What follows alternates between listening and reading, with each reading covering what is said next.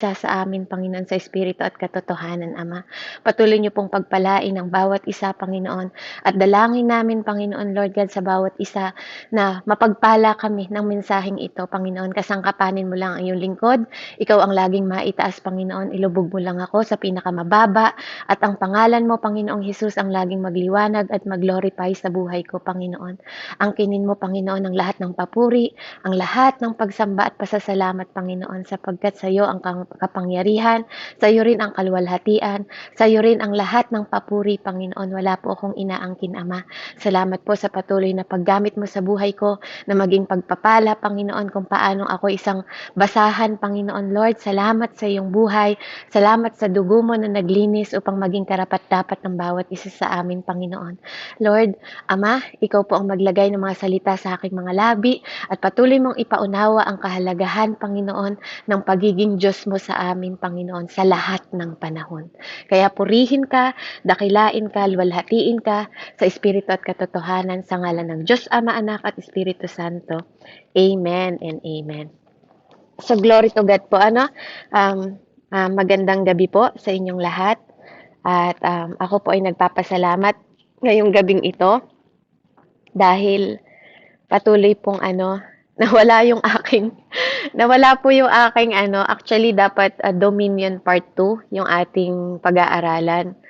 And hindi ko siya makita. Sabi ko, Lord, wag mo naman akong pababayaan na wala akong maimemensahe. Tapos hanggang kagabi, iba yung binibigay niya sa akin. Ibang message yung binibigay niya sa akin. Ako naman, pinipilit ko, hindi, may part 2. Hindi, may part 2. Yun ang pinipilit ko sa kanya.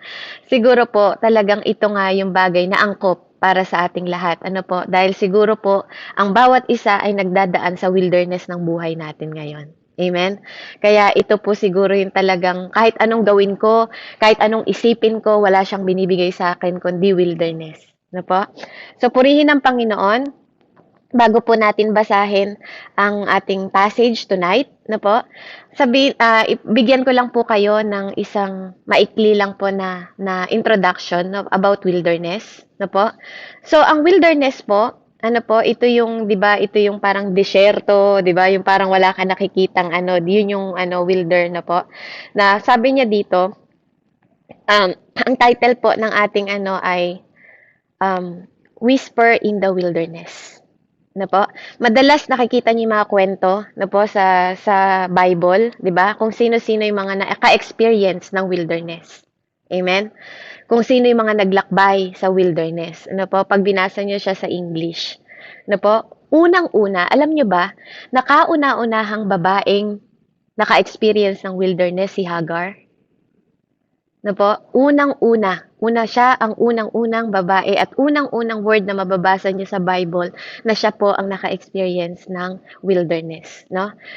Pagkatapos po siya, sino po ang sumunod? Sila Tatay Moises na po.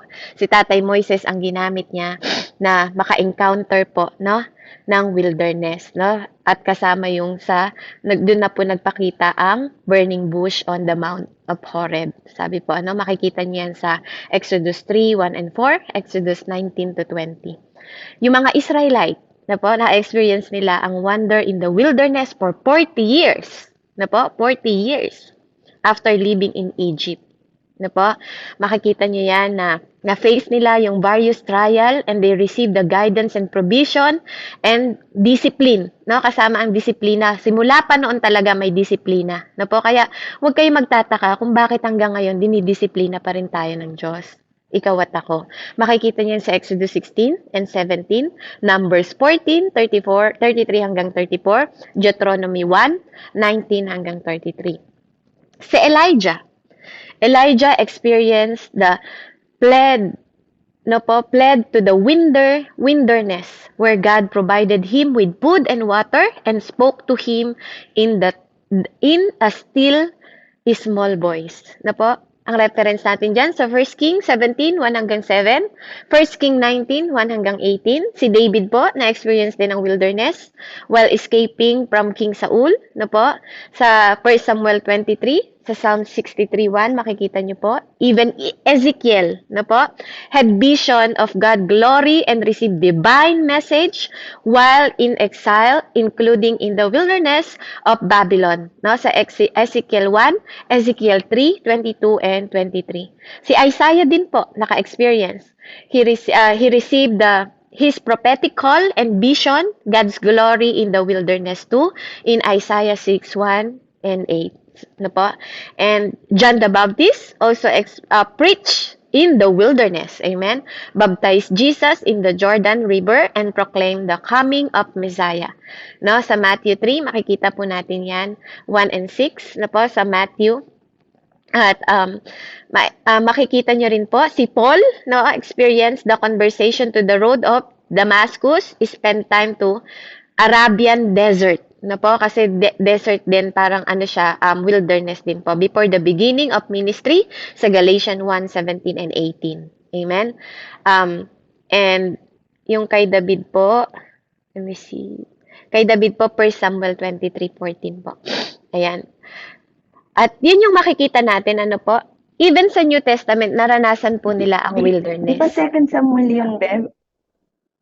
2 Samuel yung kay David? Kasi nabasa ko kakabasa ko lang kagabi. Okay po. Sige po. Meron din po kasi sa 1 Samuel ate nung nagtatago siya. Nagtatago siya kay Saul. Nasa 1 Samuel po yun. Ano po? Nasa wilderness po kasi siya noon nung nagtatago siya kay Saul. Amen. Marami po siyang wilderness na pinuntahan. So, praise God, ano po, for that. Makikita po natin, ano po, bilang mga tao, tayo po, ang tradition natin, views sa mga, pag sinabing wilderness, tayo mga tao, ang pagtingin natin sa wilderness, ano po ang ano natin, pwede po ba kayong sumagot? Ano yung tingin nyo sa wilderness? Kapag kayo nakakaranas ng wilderness, kung i-describe mo yon bilang tao, ano yun sa'yo? Kahit tatlo lang po. Para sa'yo, ano yung wilderness? Kapag dinala ka sa wilderness, ano yun para sa'yo? Anyone po na gusto? Wala na pong pag-asa sa buhay. Amen. Walang pag-asa sa buhay. Si Nika sumagot, emptiness. Ano pa po?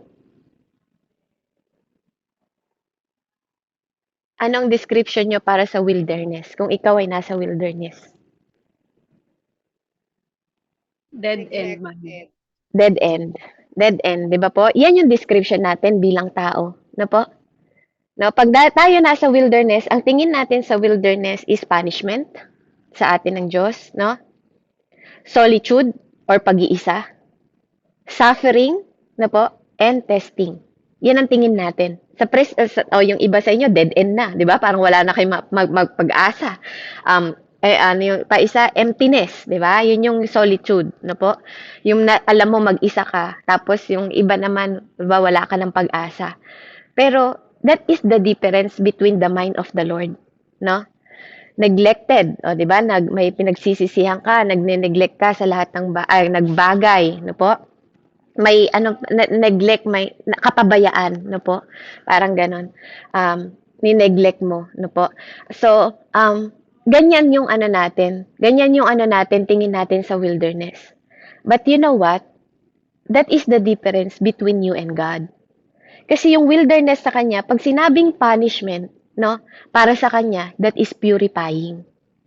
No po? Yun yung katumbas ng punishment sa kanya is purifying. Amen?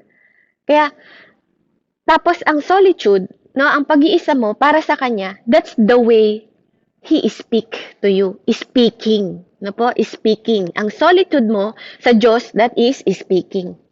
No po? Ang suffering mo, if you think your wilderness is suffering, sa Lord, that is strengthening. No? Pinapalakas ka niya pag nasa wilderness ka. Strengthening. No po? And if you think that wilderness is testing, amen? Para sa Diyos, that is trusting. Amen? Ang layo po, no? No po? Kahit hindi nyo maintindihan, parang ang layo-layo naman, Lord. Di ba? Parang ang layo-layo naman ng sinasabi mo sa nauunawaan ko. Di ba? But that is true. It is true. Di ba? Na sa panahon, di ba, na ikaw ay nasa wilderness, marami kang natututunan. Sa panahon na ikaw ay empty at nag-iisa ka, marami kang, di ba, nasasanay. Marami kang nauunawaan. Minsan nga, mas marami ka pang na pag-iisip at nare-realize, 'di ba? Pag mag-isa ka, saan ka nagkamali, 'di ba? Sinosort mo yung mga ginawa mo, ano yung na-neglect mo, 'di ba? Doon ka nag-iisip eh, 'di ba? Kasi nga mahirap minsan pag lagi kang nakasalamuha sa maraming tao, 'di ba? Mahirap tas iba-iba pa, tas makamundo pa ang kasama mo, 'di ba? Kaya wala kang maiisip na maganda kundi sumasabay ka sa agos nila. Amen? Kaya sabi ko nga, Lord, bakit ba ito? 'Di ba? Parang bakit ito yung sinasabi mo sa akin? 'Di ba? Kaya syempre, but to obey, 'di ba? To obey tayo, dun tayo susunod sa message na gusto niyang ibaba sa ating lahat. Kaya sabi ng Lord, anak, sabi niya sa akin, for my thought are not your thought, neither are my way are not your way, declares the Lord. No? Yun yung sagot din sa akin ng Lord. Ikaw din, kapatid, yun yung sinasabi ko sa'yo. No? Na yung thought mo kasi hindi niya thought. Yung way mo, hindi niya way. No? Sabi niya, as the heaven are highest than the earth, so are my way are higher than way, and my thoughts than your thought. No? Yun. Kung feeling mo, empty yan, that's not my thought, sabi ng Lord. Kung feeling mo dead end yan, that's not my thought. That's your thought, Ashley. Di ba? That's your thought, Nika. Di ba? Kung feeling mo, kung feeling mo wala ka ng pag-asa, that's your thought. Di ba? Sabi ng Lord sa inyo ngayon, no? That's your thought. Kung si Ate Therese, if it is neglected, that's your thought. That's not mine. Di ba? Yun yung kaibahan natin. Kaya nga minsan, tingnan nyo, di ba, tayo, nag-iisip tayo ng hindi maganda sa ibang kapwa natin. Lalo na kapag nare-rebuke tayo, lalo na kapag tinuturuan tayo, lalo na kapag tinutuwid tayo, at pinagsasabihan tayo. Pero, God says, that's not my thought. No? Minsan, ginagamit ng tao, yung kapwa mo tao, katulad ng mga binanggit kong mga pangalan, hindi ba tao sila? Di ba po? Tell me. Hindi ba si Hagar tao? Hindi ba si Moises tao? Hindi ba si Jeremiah tao? Ezekiel tao? Hindi ba si David ay tao? Hindi ba si Moises ay tao? Hindi ba lahat sila ay tao? 'Di ba? Saan gagamitin ang tao? 'Di ba? Para ba sa hayop? 'Di ba? 'Di ba? Gagamitin ang bibig ng tao para sa iyo din na tao. Kaya nga even si Jesus nagkatawang tao. Amen ba? Para maabot ka. 'Di ba? Some people, yung mindset nila is wrong. Wrong kahit sinabi na, huwag kang maniwala sa tao. Huwag kang maniwala sa sinasabi ng tao. Kung galing yan sa opinion ng tao, huwag kang maniwala. Pero kung galing yan sa salita ng Diyos, kapatid, maniwala ka dahil papalipitin ka niyan, pupukpukin ka niyan, at tatagain ka ng salita ng Diyos. Believe me or not, kapatid. 'Di ba? Kung gusto mong makasunod sa Panginoon, hindi ang Diyos ang susunod sa iyo. Because my thought is not your thought, sabi ng Diyos. Gusto mong sumunod sa akin? Then, be the wisdom that I have. Di ba? Di ba? Have the wisdom na meron ng Diyos, hindi yung utak mo. Tama ba? Di ba po? Di ba? Kung gusto mong sumunod sa Diyos, follow the heart of God, hindi yung puso mo na mandaraya. Tama ba? Yung puso mo nga, kung sino-sino minamahal niyan eh. Alam mo na nga may asawa ka, magmamahal ka ng iba. Alam mo may asawa yon, minamahal mo. Hindi ba? Diba? Kung ang Diyos ang sumusunod sa atin, pati siguro ang Diyos mapupunta na sa impyerno. Kaya nga hindi sinabi ng Diyos, I follow you eh. Ang sabi ng Diyos, follow me. That is big difference. Amen po ba? Diba? Kasi tayo, lahat ng katwiran natin, lahat ng iniisip natin, baluktot kung hindi nire-renew ng Diyos ang mind natin at ang puso natin. Diba? Lahat tayo nangangatwiran, lahat tayo may katwiran, lahat tayo may depensa sa atin, 'di ba? 'Yun tayo. That is you. But sabi niya, heaven is higher than earth, 'di ba? Ibig sabihin, pag sinabing I am higher than you, sabi ng Lord, siya yung dominion, 'di ba? Kaya siya tinawag ng God. Wala nang question 'yon, 'di ba? 'Di ba? He is God simply because He is God. He create you, pero minsan mas magaling ka pa sa nag-create sa'yo. Sabi nga ng salita ng Diyos eh, magrereklamo ba ang palayok na hinuhubog? Di ba? Eh samantalang, yung nagpapalayok ang naghuhubog sa kanya. Alam nga naman yung magpapalayok, ang huhubugin mo ay putik ka lang. 'Di ba? He is the creator. Kaya i-accept mo na may karapatan siya whether you like it or not, kapatid. Whether you like it or not, papakailaman ka ng Panginoon. Maniwala ka. Whether you like it or not, papakailaman ka ng Diyos. Amen? Didisiplinahin ka niya, aabutin ka niya, no? Even in the wilderness of your life. That is the power of wilderness. Amen? Dahil sa wilderness mo, dun mo mararanasan on how God speak to you. How God purify you. Diba? How God strengthen you. And how God want you to trust Him.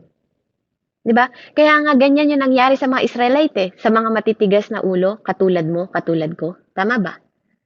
Ano po? Kaya lang napakabuti ng Diyos sa atin. Napakabuti lang ng Panginoon sa atin. Kasi tayo ay binuhos na ng grace ng Diyos. Magrasya na rin ang Diyos noon. Kaya nga, biruin nyo, grabe nga yung amazing grace ng Lord noon eh. Nagpapaulan ng mana. Bawat araw may pagkain sila. Ang Diyos ang nagpo-provide ng pagkain nila. Di ba po?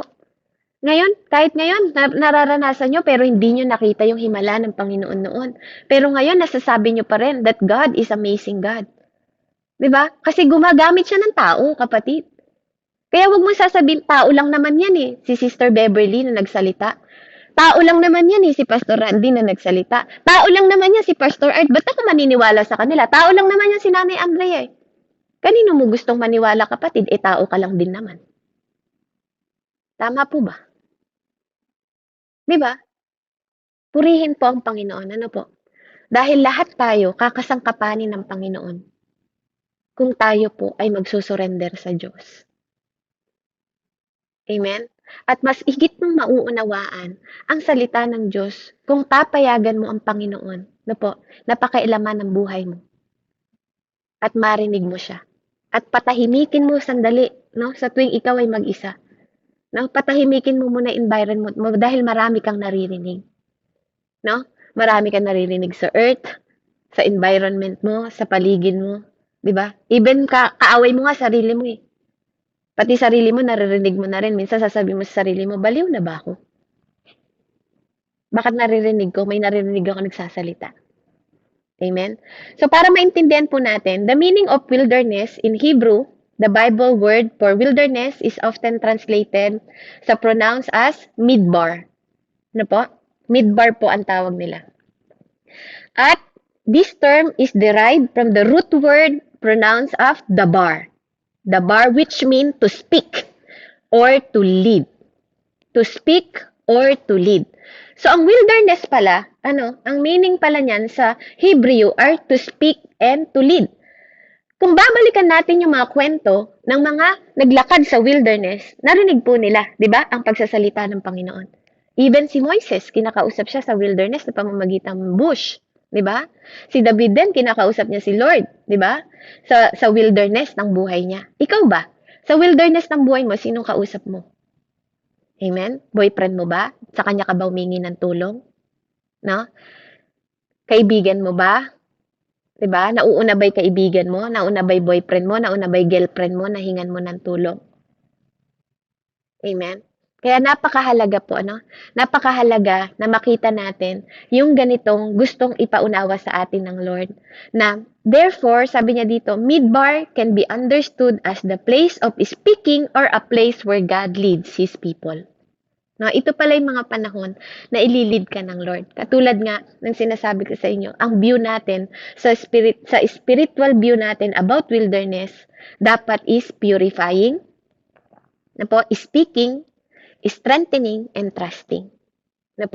So, samahan niyo po akong magbasa sa kwento po natin ng kauna-unang babae na nadala sa wilderness. Patulong po sa Genesis 21:8 hanggang 20. Okay, so share screen po natin.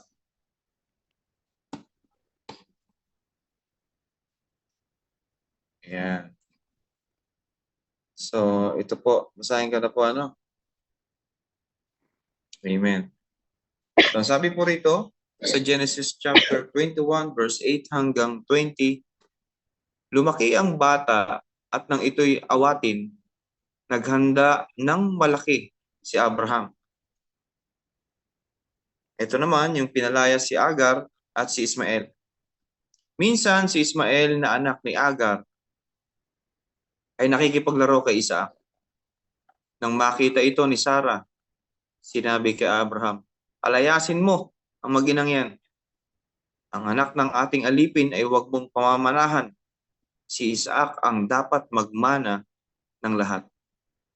Labis itong ikinalungkot ni Abraham sapagkat anak din niya si Ismael. Ngunit sinabi ng Diyos kay Abraham, "Huwag kang mabahala tungkol sa mag-ina. Sundin mo na ang gusto ni Sarah, sapagkat kay Isaac magmumula ang lahing sinabi ko sa iyo. Magkakaanak din ng marami ang anak mong yan kay Agar, at sila'y magiging isang bansa. Yamang anak mo rin si Ismael." Kinaumagahan, ang mag-inay ipinaghanda ni Abraham ng baong pagkain at inumin bago sila pinaalis. Isinama ni Agar ang kanyang anak at nagpagala-gala sila sa ilang ng Beerseba. Nang maubos ang dalang tubig, iniwan niya ang kanyang anak sa lilim ng punong kahoy at naupo ng may 100 metro mula sa kinaroroonan ng bata. Wika niya sa sarili, "Di ko matiis na makitang mamatay ang aking anak, samantalang nakaupo siyang nag-iisip." Umiiyak naman si Ismael. Ito'y narinig ng Diyos at nagsalita mula sa langit ang anghel ng Diyos, "Agar, anong bumabagabag sa iyo? Huwag kang matakot. Naririnig ng Diyos ang iyak ng iyong anak. Lapitan mo siya at patahanin. Gagawin kong isang dakilang bansa ang kanyang lipi." Pinagliwanag ng Diyos ang kanyang paningin at nakita niya ang isang balon. Pinuno niya ng tubig ang dalang sisidlan at pinainom ang bata. Hindi pinabayaan ng Diyos si Ismael. Siya'y lumaki sa ilang ng parang at naging mahusay na mangangaso. Purihin ng Panginoon sa pagkakabasa at sa mga nakikinig. Glory to God. Amen. Praise the Lord. So nakita niyo po si Hagar, Siyempre naman kung ikaw pinaalis ka, pinalayas ka, 'di ba? Pinalayas ka at pinaalis ka. Pero tingnan niyo po pag binasa mo kasi siya sa English, ang sabi nakipaglaro, Nakipaglaro daw si Ismael at hindi nagustuhan ni Sarah. Pero hindi po kasi ganun ang nangyari, Kaya nagbabasa din dapat kayo ng English. Kasi po ang sabi doon, himak, Minak niya yung minak ni Ismael si Isaac. Kaya po nagalit si Sarah. Siyempre naman, common sense naman po, ba't naman magagalit si Sarah kung nakikipaglaro lang si Ismael? Po? Kaya kailangan po, pag nagbabasa kayo, wag lang sa puro Tagalog. Kasi bawat salin nga po, iba-iba. Po? Kaya I encourage you to read both. Po? Total naman po tayo ay mga Pilipino, matatalino naman tayo. Po? Kaya nananampalataya ako, naniniwala ako na Diyos din po ang magbibigay ng wisdom sa atin para higit nating maunawaan ang kanyang mga banal na salita. Po? So ngayong oras na to, makikita po nyo, ganyan ka rin siguro, yung experience ni Hagar, nasa wilderness ka, naglalakad ka, tapos nawalan ka pa ng tubig, nasa kalagitnaan ka ng disyerto. Amen? Po? Actually, kung titingnan natin ang kwento po ni Hagar, napaka rin, kung ikaw din po, iisipin mo, ikaw si Hagar, iisipin mo na hindi rin masyadong maganda, po? Sorry po. Anak, ay tibaon mo, Ayan. So, din makikita nyo, at the first time pa lang na makita natin na ma-meet natin si Hagar sa Bible, na po, makikita natin doon na hindi rin naman po ano katanggap-tanggap na po. Isipin nyo kayo si Hagar. Tapos alipin ka ni Sarah. Tapos sasabihin sa'yo dahil alipin ka lang, 'di ba? Hindi nga nila tinanong si Hagar kung gusto mo bang makipag-sex sa asawa ko, 'di ba? Kasi yung asawa niya is, kung di ako nagkakamali, 100 years old na po ba that time nung nag-meet sila, 'di ba? May edad na. May edad na yung kanyang asawa. Tapos dahil alipin ka lang, no, hindi nga nila inantay na magsabi si Hagar ng, "Opo, gusto ko." 'Di ba? Hindi eh. Pero dahil alipin siya, anong ginawa niya? Susunod siya. 'Di ba? Walang tanong. Walang tanong, walang ni hoy, ni hay, gusto mo ba? Kailangan ganito, basta kailangan, 'di ba? Parang ano, compulsory na kailangan talaga na kailangan mag-meet sila ng asawa niya. 'Di ba? Ikaw kaya, bigyan ka kaya ng matandang lalaki. Tapos sabihin sa'yo, 'di ba? Dahil alipin ka, no? Glory to God. Hindi na po tayo nabubuhay sa ganong panahon. No, na dahil alipin ka, pwede kang ipagalaw sa asawa niya. Amen? Na po, dahil sa impatient nila. Dahil sa pangako ng Panginoon, hindi nila naantay. Na po, ganun tayo. Pag tayo impatient, na po, pag wala tayong pagtitiis, napakahalaga po ng patient. Na po, napakahalaga ng patient. Kapag nagmamahal ka, na po, dapat may patient ka rin. Amen? Kaya nga, prutas yan ng banal na espiritu, ganun siya kahalaga. Ganun siya kahalaga, na po. So sa buhay ni Hagar, kung sasaliksikin natin, ano po, ganun yung nangyari sa kanya. Hanggang naanakan po siya at si Ismael na lumabas na anak niya, na po. At nung nangyari yon sa dalawang magkapatid na namak po ni Ismael si Isaac, no, pinaalis sila ni Sarah. Na po. Syempre si Tatay Abraham naman, nag-ano siya, Lord, nagkamali na nga ako nung una, nung pinagalaw niya sa akin si Hagar, susundin ko pa rin ba siya ngayon? 'Di ba? Parang ganun yung mindset ni Abraham kasi nga anak niya yun eh, 'di ba? Nang sinabi ni Sarah sa kanya, palayasin mo sila, 'di ba? Wala siyang kahit anong makukuha na kayamanan. No po, si Isaac lang. 'Di ba? Gaano po kasaklap 'yun? 'Di ba? Ikaw may anak ka din. May anak ka tapos halimbawa anak mo 'yan sa 'di ba? Wala siyang makukuha. 'Di ba? Na kahit ano. Tapos ang mangyayari pa palalayasin sila.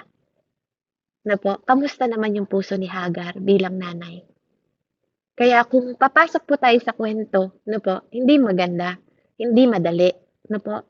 Hindi madali yung pinagdadaanan ni Hagar kasi hindi naman siya masamang babae, hindi rin naman siya masamang alipin. 'Di ba? Kasi kung titingnan mo, masunurin siya eh. Nagpagalaw nga siya sa asawa eh. 'Di ba? Andun naman yung obedient niya. Pero dahil sila nga ang sinusunod noon, 'di ba? At pinaalis din sila ni Abraham. Pumayag na rin si Abraham, pinadalan pa nga siya ng tubig na galing sa balat, 'di ba? Kaya habang naglalakad siya sa wilderness kasama yung anak niya, syempre, andoon yung mga sinasabi ninyo kanina. 'Di ba? Andun yung mga sinasabi niyo na feeling niyo dead end na. Feeling niyo wala ng pag-asa. That is the mindset of woman. No, that woman, lalo na sa panahon na 'yon. Kasi syempre ikaw, alam niya naman na anak si Abraham, alam niya anak yun ni Ismael, si Ismael anak ni Abraham eh. Alam niya na pinagpala si Abraham at alam niya nalalaki na sila, wala na siyang aalalahanin sana. 'Di ba? Pero dumating sa buhay mo yung wilderness. Na po, na pinaalis ka. Dumating sa buhay mo, yung dadalawa na lang kayo ng anak mo. Na parang wala ng pag-asa, naglalakad kayo sa disyerto, dadalawa kayo. Anong ginawa niya? Iniwan niya yung kanyang anak. 'Di ba po? Iniwan niya yung anak niya. 'Di ba? 100, sabi niya, 100 daw po, no? 100 metro po ba? 'Di ba? Yung layo. Yung layo niya doon sa anak niya. 'Di ba po? At sabi ng Panginoon kay Abraham, kaya malakas ang loob ni Abraham na sabihin na paalisin mo sila dahil may covenant sa kanya ang Diyos. 'Di ba? Huwag kang mag-alala. 'Di ba? Sabi ng Diyos sa kanya, hindi ko pababayaan yung anak mo. Kasi anak mo rin yan. Pero hindi yan yung pinangako ko sa'yo. 'Di ba? Kasi kahit po gumawa kayo ng mga bagay na desisyon ninyo, no? Yung plano ng Diyos sa inyo, yun pa rin ang magaganap sa inyo. Kasi tapos na ang istorya mo. Pinanganak ka pa lang kapatid, tapos na ang istorya mo. Kung kahit saan ka lumiko-liko, ano man ang gawin mo, na pagdidesisyon sa sarili mo, pag ang Diyos ang nagdesisyon para sa'yo, wala kang magagawa. Di ba? Hindi mo na pwedeng i-edit yung ginawang plano ng Diyos sa buhay mo. Kapag para sa Diyos ka, para sa Diyos ka. Na po? Kaya it's up to you na lang kapag talagang lumaban ka pa, na po, at nagdesisyon ka na lumihis sa gawa ng Lord. Kaya nga, may sarili kang free will. Pero believe me or not, kapatid, tapos na ang kwento mo. Tapos na ang kwento ng buhay mo. Bago ka palang ipanganak, alam na ni Lord yung bukas mo. Alam niya yung susunod. Actually, alam niya yung ending mo. Amen po ba? Paano ko nasabi yun? Di ba? Nalaman niya yung ending ni Judas. Sabi pa nga niya, sana hindi ka nalang pinanganak. Di ba po?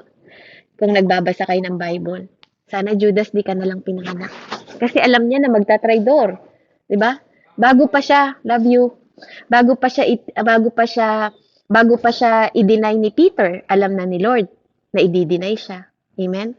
Dito rin, di ba? Si Ismael sabi niya, he will be a great nation. Sabi ng Jesus, sabi ng Yahweh, sabi ni Tatay Yahweh, na si Father God. Huwag ka mag-alala, Abraham, dahil anak mo rin siya, he will be a great nation. Kasi yun yung pangako ni Father God sa Genesis 12. Diba? I will bless those who bless you. Diba? And I will curse who curse you. Yun ang salita ng Diyos sa kanya. Yun yung covenant ng Lord. And God, hindi siya nagbabago. Hindi siya pabago-bago ng isip katulad ng tao. Nasusunod ka ngayon, bukas hindi. Diba? Bukas masunurin ka, sa isang araw hindi. Diba? Ganun po. Hindi ganun ang Diyos. Hindi po ganun ang Panginoon. Kaya, dito makikita natin sa story na po, kung paano lumakad nung iniwan po ni Hagar yung kanyang anak, na po, anong sabi ng Lord? Sabi niya dito, lumapit siya, di ba? Lumapit siya at yung anghel ang pinadala ng Panginoon.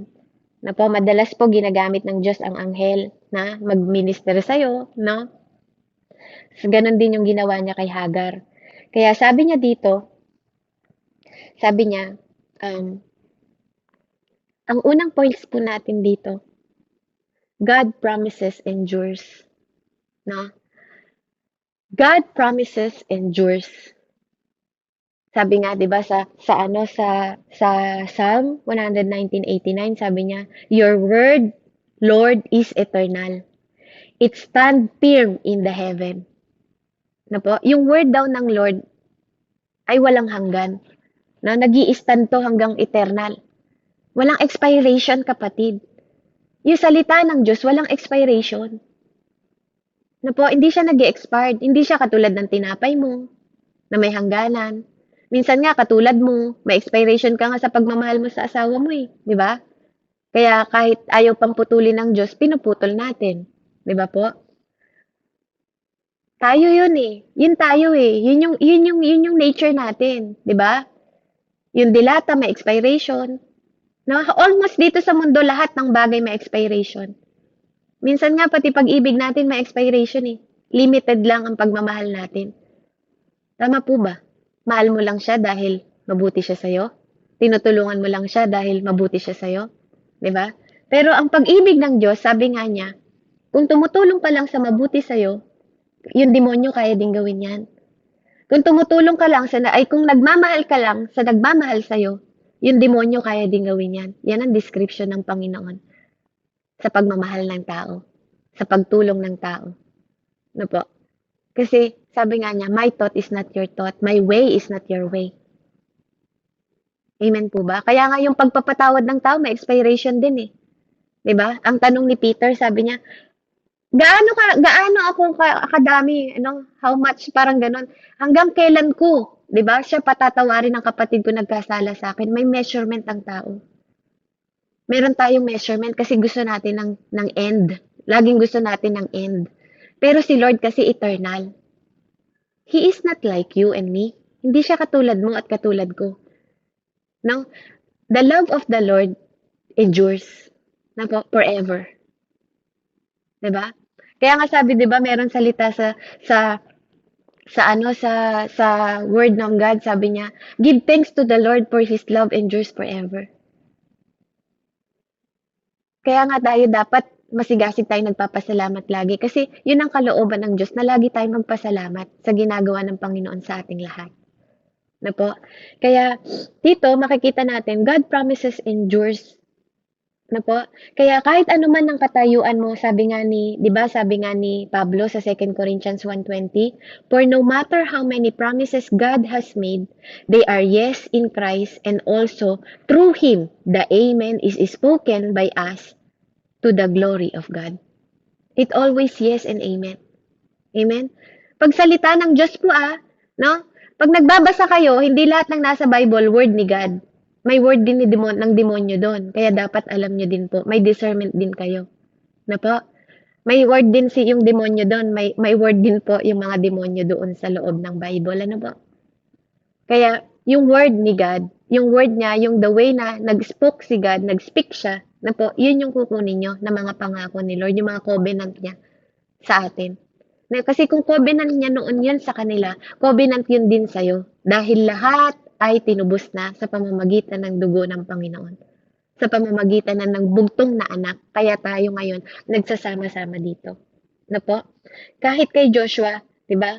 Sinabi niya sa Joshua 23:14, now I am about to the way of all the earth. You know, with all your heart and soul, not one of all the good promises the Lord your God gave you has failed. Every promises has been fulfilled. Not one has failed. Walang kahit isa no, na nabigo si Joshua sa pangako ng Panginoon sa kanila. Kaya nga, si Joshua ang nakarating sa promised land. Na po, naging masunurin din si Joshua sa Panginoon. Kaya niya tinanggap ang promised land. Kaya siya ang nakapag-fulfill ng promised land because of his obedient. Kaya ikaw din at ako, kailangan mo rin ng obedient pagsunod kung gusto mong mapulpil ang plano at pangako sa'yo ng Diyos. Kaya lang kung ikaw din lumilihis at nagpapasaway, kapag nararanasan mo na ang wilderness, iba na yung kaparaanan mo. No? Minsan, ang kaparaanan mo na hindi na sa Panginoon. 'Di ba? Kaparaanan mo na humingi sa boyfriend. Kaparaanan mo na umutang. 'Di ba? That is us, no? I cannot deny myself. It is me. 'Di ba po? It is me. Na po kasi sabi ko nga, ako naman ang panalangin ko sa Lord, Lord, kung hindi mo kalooban, di naman maganap eh. 'Di ba? Kasi pag hindi naman galing sa Diyos, naniniwala ako mahirapan ka eh. Pag di galing din sa Panginoon, hindi rin ipagkakaloob sa'yo. Kasi minsan ginagamit din ng Lord yung kaaway. 'Di ba? Pero kailangan nating maging matalino. 'Di ba? Kasi ang Babylonian ginamit ng Lord. Amen. Ginamit ng Lord ang Babylonian, ginamit din niya yung mga king na kaaway. Amen. Para maging pagpapala sa mga anak ng Diyos. Tama ba? Si Jeremiah, ginamit niya yung king para maipagtanggol. 'Di ba? Nung tinapon nila sa balon si Jeremiah, kinuha siya ng king. 'Di ba? Hindi siya pinabayaan. Hindi siya pinabayaan ng Panginoon kahit na nasa wilderness siya. Amen. Kaya napakahalaga po na alam natin that yung love ng Lord, hindi siya katulad ng pagmamahal mo na limitado. Kaya nga, kung magtataka ba kayo, bakit nire-renew ng Lord yung puso mo? Pwede namang yung puso mo na lang, di ba? Pwede naman yung pagmamahal mo na lang, kaya lang, it is written sa Jeremiah, that your heart, di ba, is deceitful. Mandaraya yung puso mo. Kaya nga hanggang ngayon, nadadaya ka eh. Sino nadadaya dito hanggang ngayon? Di ba? Kasi puro puso mong ginagamit mo. Kaya kahit maling pag-ibig yung ginagawa mo, minamahal mo yung hindi naman dapat mong minamahal. Amen? Naka-disalign ka pa rin sa Lord. Kaya nga, may mga tao na nagre-reklamo. Di ba? Bakit di sila makatagpo ng tama? Kasi mali ka pa rin. Hanggat hindi ka nakakatagpo, no po, ng taong tama, wala namang, di ba ang Diyos, dahil sa free will natin, sabi nga, hanggat hindi mo nakikita yung tama, at hindi ka nakakatagpo ng tamang relasyon, baka may mali sa'yo. Baka may mali sa'yo. Kaya hindi mo matagpuan at hindi ipatagpo sa'yo ng Panginoon. Baka may mali sa'yo. At ayaw ng Lord na mapunta ka doon. Minsan it's hurt. Yes, totoo po yun. Minsan it's hurt. Minsan akala mo yan na. pero hindi pa pala. Amen? Di ba po? Kaya mahalaga po na tayo po ay maging matalino. Sabi nga ng Lord, napapahamak tayo dahil sa kakulangan ng karunungan. Na kakulangan natin ng kaalaman. Kasi hindi natin sinasaliksik. Gusto na lang nating maunawaan yung gusto nating unawain. Amen? Ang second point po natin, God hears the cry of His people. Narinig niya yung cry ng bata. Di ba? Kasi yun naman talaga yung anak ni Abraham na pinangakuan niya, di ba? That is his people. Yung bata ang narinig niya. Pero umiiyak din si Hagar, hindi ba? Di ba? Umiiyak din si Hagar pero ang narinig niya yung bata. Kasi nandun yung covenant niya sa bata. Actually, wala naman kay Hagar. Pero dahil siya yung ina, di ba? Minsan, kapag nasusurround ka sa binless ng right people from Abraham, yung covenant nandun sa Ismael. Kaya dahil siya'y nanay, nabe-bless siya ng glory, ng blessing. Amen? Si Hagar. Kaya kapag lumalapit ka sa mga anointed na tao, sa mga blessed na tao, nagsha-shower din sa'yo yung anointing and blessing. That is totoo. Totoo yun, yung manifestation ng blessing at anointing nagmamanifest. Ang Diyos ang nakakaalam. Ang Diyos ang nakakaalam. Kaya alam niya na yung kanyang pangako at covenant ay nandun sa bata. Kaya pinadala niya, dahil yun ay anak ni Abraham, pinadala niya yung anghel niya kay Hagar at kinausap si Hagar. Sinabi sa kanya. Diba? Kasi anong ginagawa mo? Diba? Ano yun yung salita niya Ano sabi niya po doon sa kanyang salita? Diba, Hagar, narinig ng Panginoon. Diba? Ang umiiyak, yung anak mo na umiiyak. Asan ba yung verse na yun? Tingnan po natin. Ito, sa 17, ito'y narinig ng Diyos at nagsalita mula sa langit ang anghel. Mula sa langit po ang anghel ng Diyos. Hagar, anong bumabagabag sa'yo? Diba? Anong anxiety mo, Hagar? Sabi niya. Diba po? Huwag kang matakot. Naririnig ng Diyos ang iyak ng iyong anak. O, diba? Samantalang nagmo-mourn din nagmo-murmuring din si Hagar pero ang narinig yung anak niya hindi siya. 'Di ba? Tinanong lang siya, "Bakit? Anong ginagawa mo?" 'Di ba? Bakit ka binabagabag? 'Di ba? Sabi niya, "Lapitan mo siya at patahanin." Asan yung concern ng Lord? Hindi ba nasa bata? Gagawin kong isang dakilang bansa ang kanyang lipi. Diba po? Nasa bata yung concern ni God kasi nandun yung covenant niya. Dahil sa right person na si Abraham. Po? Kaya dapat sumasama tayo sa right person para magkakaroon din tayo ng right path at right leading na nagmumula sa Diyos. Po? Kasi kapag nasa maling tao ka, hindi yan magbibigay sa'yo ng right direction. Ang laging ibibigay niyan sa'yo, puro tawag ng laman, di ba? Tawag ng 'di ba? Ang good times dito sa mundo. 'Di ba? Minsan sex, 'di ba? Diyan nila kinukuha yung kanilang 'di ba?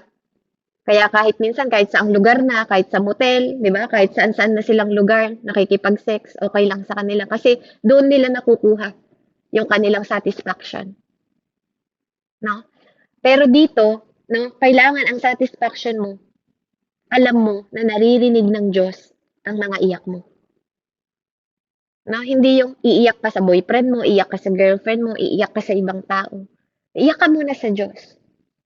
Iiyak mo muna sa Diyos. Minsan kasi, yung comfort hinahanap natin sa iba. Pero gusto ng Diyos hanapin mo sa Kanya. Kaya nga, ang second point natin, God hears the cry of His people. Amen? Naririnig po ng Diyos yung iyak natin. Actually, iniipon nga niya yung luha natin That is written. Diba? He cares about you. Sabi niya yan sa 1 Peter 5:7, diba? Cast all your anxiety on Him because He cares for you. Minsan nakala mo yung mga tao sa paligid mo, they care about you. Pero minsan, hindi naman talaga totoo. Akala mo yung boyfriend mo, sometimes, pag mali yung relationship mo, Kasi alam mo naman ikaw sa sarili mo ngayon, alam mo kung tama at mali ang relationship mo ngayon. Kung kanino ka nakakommit ngayon, kung may boyfriend ka man ngayon, 'di ba? Kung meron ka mang ibang commitment ngayon, alam mo sa sarili mo kung tama o mali ang commitment mo, no? When you compare to the word of God, no? Hindi sa salita ng tao. Compare to the word of God, then you will know kung nasa maling relasyon ka. Madedetermine mo, kapatid. Kahit hindi ko sabihin sa'yo, alam mong nasa maling relasyon ka kapag kinompare mo sa Word of God. Pwede mo namang katwiranan, that's your will. That's your will, di ba? But that's not the plan. Di ba? May perfect will ang Lord sa buhay natin. Na po? May perfect will ang Lord sa buhay natin. Kung ikaw ay single ngayon, sabi ng Lord, humanap ka ng Kristiyano. Di ba? Yun ang salita ng word ng Lord. Di ba? Humanap ka ng mananampalataya. 'Di ba? 'Yun ang sabi ng Lord, para hindi ka mapahamak. Yung may takot sa Diyos ang hanapin mo. Hindi yung hahanap ka, mga taong makamundo, paano 'yun? 'Di ba? Baka hindi ikaw ang maitangay. 'Di ba? Kaya ang manual natin nasa Bible. Amen? Maging matalino ka, kapatid. Kasi darating ang araw, pag di mo sinunod ang Diyos, iiyak ka pa rin. At doon mo mararamdaman yung wilderness ng buhay mo. Magsisisi ka ulit, 'di ba? At sasabihin mo, minsan, I hope not na wag mong sisihin ng Lord kasi decision mo 'yan. Walang magnanakaw na pumasok sa bahay na hindi nag-isip. Amen? Nasa edad na tayong lahat. Wala na pong isip bata. Kaya wag tayong maging isip bata, sabi nga ni Pablo, 'di ba? Wag kayong maging isip bata, kundi mag-isip kayo ng may isip. Sabi niya, nasa Corinthians 'yun eh. Naku, hindi ko lang maano yung perfect na salita niya. Huwag kayo maging isip bata, kundi mag-isip kayo ng may isip. Sabi niya, parang ganun eh. Kung di ako po nagkakamali. Ganun yung ano niya. Sa third po natin na points, para hindi tayo sa third points natin, sabi niya dito, God respond to your faith. Nagre-respond ang Diyos sa pananampalataya mo sa Kanya. Kaya nga si Hagar, di ba, nang sinabi niya sa kanya, sabi niya, huwag ka mag-alala. Sabi niya, huwag ka mag-alala. Tumayo ka dyan, tapos anong ginawa ng Lord? Di ba, pinakita sa kanya, sa wilderness na yon, pinakita niya, no, yung tubig. Gumawa ang Lord. Gumawa ang Lord. At nakita niya sa disyerto, sabi niya, huwag kang mag-aalala, gagawin kong ano sabi niya dito? Sandali po, tingnan natin. Gagawin kong dakila, sabi niya, gagawin kong isang dakilang bansa ang kanyang lipi. Magiging mapagpapala si Ismael. At pinaliwanag ng Diyos sa kanyang paningin, at nakita niya ang isang balon, na pinuno niya ng tubig ang dalang sisidlan at pinainom ang bata. Hindi pinabayaan ng Diyos si Ismael. Siya'y lumaki sa ilang ng parang at naging mahusay na mangangaso. Naging mabuti din po siyang hindi siya naging masama. Naging mabuti siya at sa paglaki niya, ginabayan siya ng Diyos. Ang mababasa niya sa Bible, God is with him. Pinalaki niya binantayan niya yung bata na yun. Hindi niya pinabayaan. At yun lang naman ang inaalala ni Hagar bilang nanay. At maaaring ikaw din, di ba? Yun ang inaalala mo bilang nanay.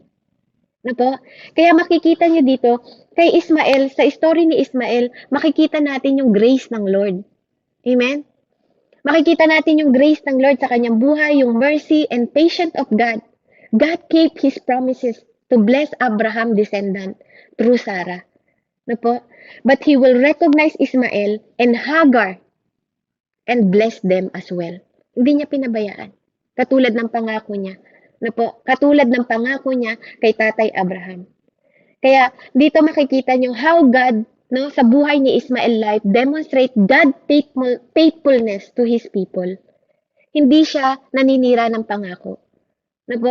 Kaya nga na tinitingnan ng Lord kung paano ang pananampalataya mo, kung paano ka magre-respond. Ang third point sa atin, God respond to your faith. Diba? Kaya dahil nagtiwala si Hagar sa Diyos, Masunurin naman si Hagar, sabi ko nga nung umpisa pa lang, di ba? Dahil nagtiwala si Hagar sa Panginoon, na po, tumayo siya, di ba? At nung pinakita sa kanyang paningin, pinuno niya at inalagaan niya yung kanyang anak. Kasi nagkaroon din ng pangako sa kanya ang Panginoon. Amen? Kaya napakahalaga po na pinapakita din natin na nagtitiwala tayo sa Panginoon. Gusto mo ng kagalingan ng mga mahal mo sa buhay, apo mo, asawa mo, anak mo. Amen? Kapatid, tinitingnan din ng Diyos kung nagtitiwala ka sa Kanya. Na po, tinitingnan na rin niya kung paano ka nag-a-action ng pagtitiwala sa Diyos. Na habang nakikita ng Panginoon na nagtitiwala ka sa Kanya, hindi ka lang nagtitiwala, may gawa. Hindi ngawa ng ngawa. No, hindi, Lord, nagtitiwala ako sa iyo, pero pag dinala ka na sa wilderness, wala ka nang gagawin. Nakita niyo, tumayo si Hagar. Sinunod niya ang Diyos. Pinalaki niya ang kanyang anak. At naging mahusay na mangangaso. At hindi binawi ng Lord ang pagpapala sa kanila dahil pinalayo sila. No po? Dahil sa pagsunod din ni Hagar sa Diyos, naranasan niya ang pagpapala dahil nakita ng Diyos ang kanyang pananampalataya. Ang lahat ng pagpapala ay may kutumbas na pananampalataya. Napalitan yung kanyang fear ng faith. Diba? Dahil binuksan ng Diyos yung mata niya. At sa panahon ng wilderness niya, narinig niya ang boses ng Diyos. Amen? Narinig niya ang tinig ng anghel. Narinig niya ang tinig ng Diyos. At narinig niya ang pangako ng Diyos sa kanya. Ikaw, kapatid, sa pag-iisa mo, no? Sa pag-iisa mo, naririnig mo rin ba? Nare-realize mo din ba yung pangako ng Diyos sa'yo na hindi na-expired? That God's promises is endures? That God sees your tears? Nakikita ng Diyos yung cry mo, yung pag-iyak mo? At tinitingnan din ng Diyos yung pananampalataya mo sa Kanya. Kasi God please when you have faith. Kaya nawa po, katulad ni Hagar, yung mga kababaihan dito, alam kong hindi madaling maging asawa. Hindi madaling maging babae. But you are a divine helper ng mga asawa ninyo. You are called to be a divine helper. Na po, ang mga babae, kinreate yan as a divine helper. Diba? Kung wala ka pang asawa ngayon, sa amo mo, you are a divine helper. Pagpapala ka sa kanila. Amen? Sabi nga sa Corinthians, kung ang asawa mo wala sa pananampalataya, baka ikaw ang maging dahilan para manampalataya sila. Kung yung boyfriend mo wala sa pananampalataya, baka ikaw ang maging dahilan. Kaya lang, kung pumili ka, diba, ng malayo, at baka ikaw madala sa pananampalataya nila. Dahil may mga religion na hindi nila tatalikuran. Katulad ng mga Muslim, mahihirapan ka dyan. Ikaw ang tatalikod, ikaw ang hihilahin nila, pero huwag mangyari sa'yo. Huwag mangyari sa'yo. Dahil marami ng patotoo na si Jesucristo ang nag-iisang anak ng Diyos na pwedeng magligtas sa atin. And apart from God, we are nothing. Jesus is the only way, the truth, and the life. He is the only way. At siya din ang pinangakong Messiah ng God the Father na binaba sa lupang ito para tubusin tayong lahat sa ating mga kasalanan. Dahil lahat tayo ay kandidato sa impyerno. Kaya purihin ang Panginoon. No? Kaya yung mga feeling ninyo punishment, that is purifying. Nililinis ka lang ng Diyos, tinutuwid ka lang niya, hinugasan ka niya. Yung mga feeling nyo na solitude, yung pag-iisa ninyo, no, Lord want to speak to you. Gusto ka niya makausap sa mga pag-iisa mo, sa mga panahon na nag-iisa ka. And if you think that wilderness is suffering, no, God want to strengthen you. Pinalalakas ka niya dahil di ka nagiging malakas sa panahong masaya ka. Nagiging malakas ka sa panahon na mahina ka, umiiyak ka, at nag-iisa ka. Napiling mo wala ka ng katulong. And if you think that it is testing, God will never test you. Diba sabi niya, hindi galing ang test. Diba sa Diyos, diba? It is about trusting the Lord. Amen? Kung meron ka mang pagsubok, diba, it is trusting the Lord. God want you to trust Him with all of your heart, all your soul. Lean not on your own understanding. That is the Lord says. Huwag kang magtiwala sa iniisip mo lang na, anak, pinapahirapan kita. Anak, hindi kita dinala dyan para maisip mo na mag-isa ka kasi gusto ko, kausapin mo ko. Gusto ko, tumawag ka sa akin. Diba? Gusto ko, humingi ka ng tulong sa akin. Gusto kitang tanggalin sa wilderness mo, pero hindi mo ako makita. Naririnig kita, pero hindi mo ako marinig. Di ba? Nakikita ko yung luha mo, pero hindi mo nakikita yung luha ko. Sa tuwing nakikita ko na lumuluha ka, God wept. Jesus wept. Umiiyak din si Jesus pag di mo siya pinapansin. Kaya nga umiyak siya, di ba? Jesus wept kasi nakita niya yung mga tao noon na hanggang ngayon wala pa rin tiwala sa kanya. Hanggang ngayon aalis na siya, mamamatay na siya, hindi pa rin nagtitiwala sa kanya. Jesus wept. Dahil nakikita niya yung level ng pananampalataya mo. Nakikita niya kung saan ka mas nagtitiwala at nananampalataya. And God want to change you. God want to change your mind. Kaya nga, repent your mind. Pabago mo sa Diyos. Pabago mo yung puso mo. Para makita mo naman si God sa buhay mo. At para din makita ng Diyos. No? Para makita ng tao yung Diyos sa buhay mo na magliwanag si God sa buhay mo. Kasi God want to do that to you sa panahon ng wilderness mo. And I believe, ito yung perfect message para sa ating lahat. Dahil alam ko, hindi lang ako ang naglalakad sa wilderness today. Hindi lang ako nasi-shake. No po? But God is immovable God. Hindi siya nagbabago. He is unchangeable God. No po? Hindi siya nagbabago. Kaya, kung ikaw nasa wilderness ka ngayon, maisip mo itong sinasabi ng Diyos na, anak, yung pangako ko hindi na-expired. Eternal to. Diba? Mawawala ka sa mundo, sabi nga ng Lord, pero ang salita ko hindi mawawala. Kaya nawa po, maikip natin that God, no, yung love niya is endured, yung pangako niya is eternal. Hindi nag-expired katulad ng tinapay mo, no, katulad ng love mo. No? Kaya hingin natin yung love ng Lord. At nakikita niya yung mga pag-iyak mo. At lalong higit sa lahat, kailangan makita ng Diyos yung pananampalataya mo dahil gusto niyang makitang nagtitiwala ka sa Kanya. Purihin po ang Panginoon. Let's pray. Hallelujah. Heavenly Father, in the mighty name of Jesus. Lord, nakikita mo po ang bawat katayuan ng bawat isa sa harapan mo ngayon. At alam ko that you are the perfect God. And this is the perfect message for us. Thank you for hugging us. Thank you for reminding us. We are so grateful because you keep your promises and you say you love us. Thank you for your generosity, Panginoon. At alam namin that you will do the best thing para sa buhay namin. Alam namin that we can have help na nagbumula sa'yo. Na hindi mo kami pababayaan, hindi mo kami pagkukulangan, at lalong-lalong hindi mo kami iiwan. Kasi yan yung pangako mo sa amin. Kaya ngayong oras na to, hayaan mong magpasalamat kami sa buhay ni Hagar at ni Ismael. Na kahit namuhay sila sa wilderness, Panginoon, hindi mo sila pinabayaan. At hanggang sa huli, Panginoon, sa 137 years na buhay ni Ismael, ginabayan mo yung batang yan dahil sa pangako mo. At alam din namin na may covenant ka sa amin. Dahil nangako ka din sa amin, Panginoon. Nasabi mo, you are with us kung naka-abide kami sa'yo. Na lagi ka lang nandito. Na hindi kami matutuyuan, hindi kami mawawalan, hindi kami magkukulang, Panginoon, kung lagi kaming nakakonect sa'yo. Kaya purihin ka, you are the great vine, Panginoon, at kami yung mga branches mo. We are the body of Christ, Lord.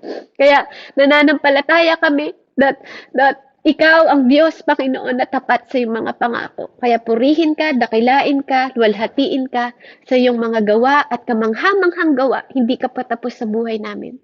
Panginoon, you are the beginning and end. Kaya nananampalataya kami that you have planned for us, as you said in your word, Panginoon, not to harm us, but to give us hope in the future to those who love you. Purihin ka, O Diyos. Maraming salamat po, Ama, sa pangalan ng Diyos Ama, ng Diyos Anak, at Diyos Espiritu Santo.